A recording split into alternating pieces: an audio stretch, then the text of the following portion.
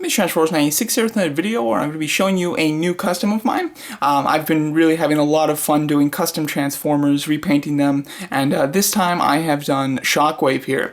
So this was one that I was kind of worried about doing because I didn't know quite how to do it in a more movie accurate way, considering it's very hard to tell what color Shockwave is in the movie. If you look up Shockwave, there are some shots of him in the movie where he doesn't look like he has any purple, where it's just like all silver. There are some shots, particularly with the promotional images, where he looks very purple. So it's very hard to tell what he actually looks like in the movie as far as the paint's concerned.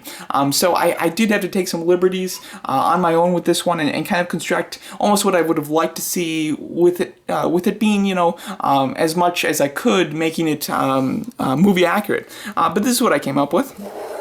I'm quite happy with it. I think it's very cool. I did do some new different things that I really haven't experimented with in the past, so that was fun. I will talk about it.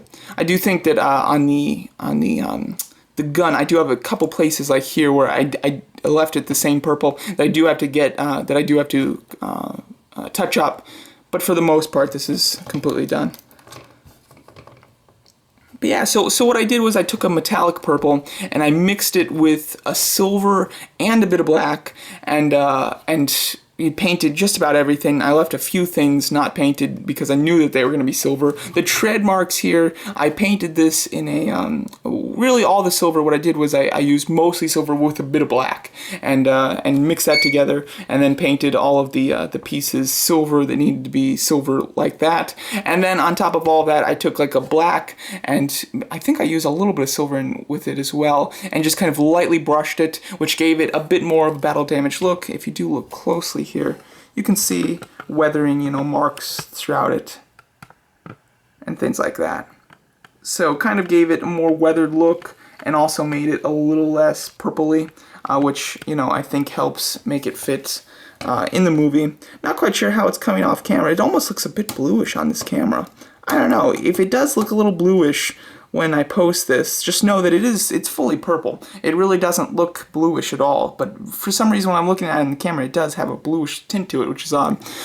The reason I wanted to do Shockwave is because I had a spare. I actually have kind of two spares. I have one full spare and then one spare that's missing an arm. I did buy two like kind of incomplete versions of Shockwave on eBay in 2014 because I had thought of doing a custom KSI Shockwave which had two heads, so I needed two figures, but it didn't really need them both to be complete. However, I just never got around to doing that, so I just kind of had a spare couple Shockwaves laying around, which is why I thought it would be perfect to paint one, as well as I considered taking the other Shockwave and actually making a battle damage version of it. However, now seeing that Nitro officially, he does have a Shockwave head, I might actually just repaint that head and give it to the Nitro figure that's coming out, because I don't think the head's quite accurate. So I do plan to do a bit of a customization to the Nitro figure. But overall, as you can see, here are the differences. Everything's painted differently. I mean, the eye is probably the only thing that I left the same color. Also, the barrel of the weapon, that was a nice kind of dark gray, so I kind of left that. I did brush it a bit, but for the most part, I didn't really do anything with it. And let's get in the same position here. Yeah, you can see.